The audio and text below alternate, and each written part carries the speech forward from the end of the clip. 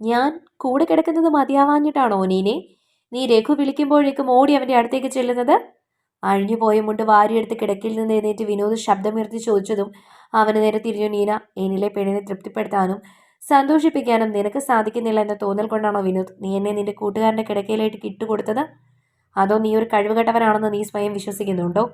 തനിക്കെതിരെ തിരിഞ്ഞെന്ന് ചോദിക്കുന്നവളെ നേരിടാൻ കഴിയാതെ ശിരസ് വെട്ടിച്ചവളിൽ നിന്നും നോട്ടം മാറ്റി വിനോദ് വേഗത്തിൽ, എന്നോട് ക്ഷമിച്ചൂടെ നീന? നിനക്ക് എന്റെ മാത്രം നീനയായി മാറിക്കൂടെ?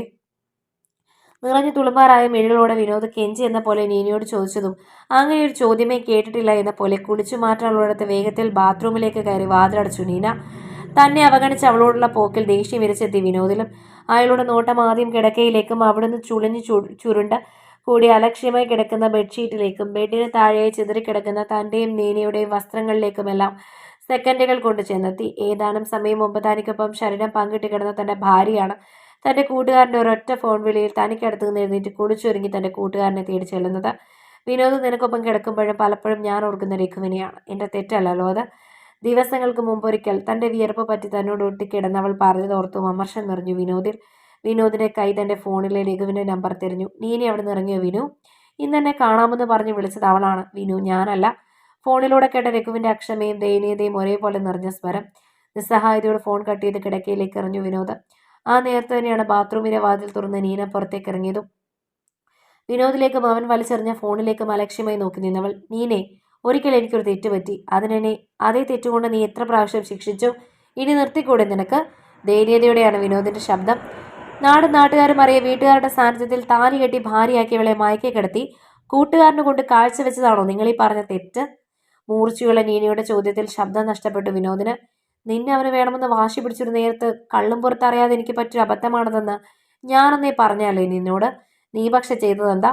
ചെയ്തുകൊണ്ടിരിക്കുന്നതെന്താ? നീനയെ പിടിച്ചു കുലുക്കി വിനോദ്. ഞാനെന്താണ് വിനു ചെയ്തത്? ഈ ജീവിതം മുഴുവൻ എന്നെ സുരക്ഷിതത്തോടുകൂടി സംരക്ഷിക്കുമെന്ന് ഞാൻ കരുതിയ നീ തന്നെ എന്നെ നിന്റെ കൂട്ടുകാരനെ കാഴ്ചവെച്ചു.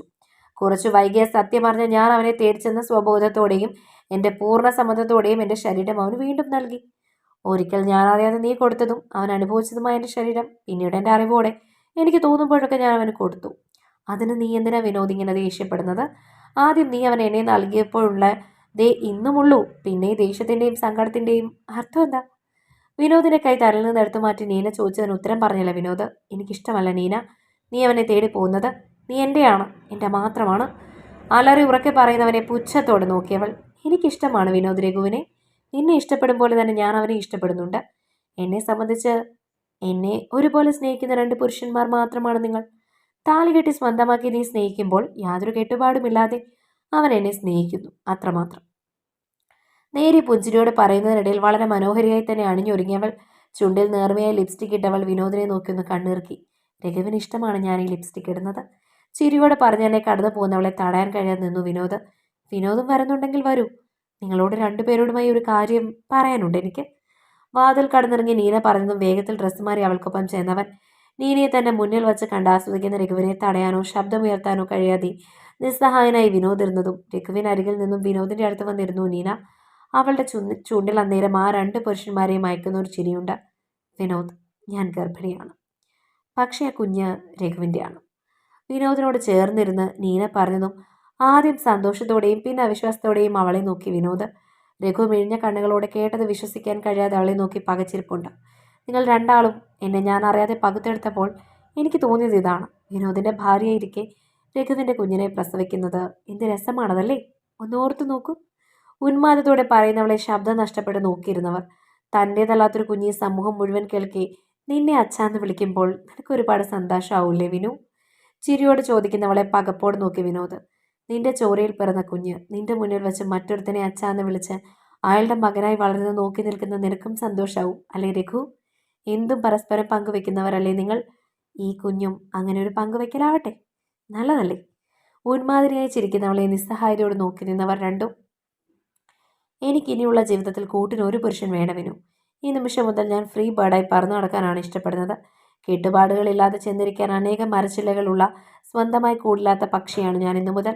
ഈ ലോകത്തിന്റെ സൗന്ദര്യവും സ്വാതന്ത്ര്യവും ഞാനൊന്ന് ആസ്വദിക്കട്ടെ എൻ്റെ കുഞ്ഞിനൊപ്പം.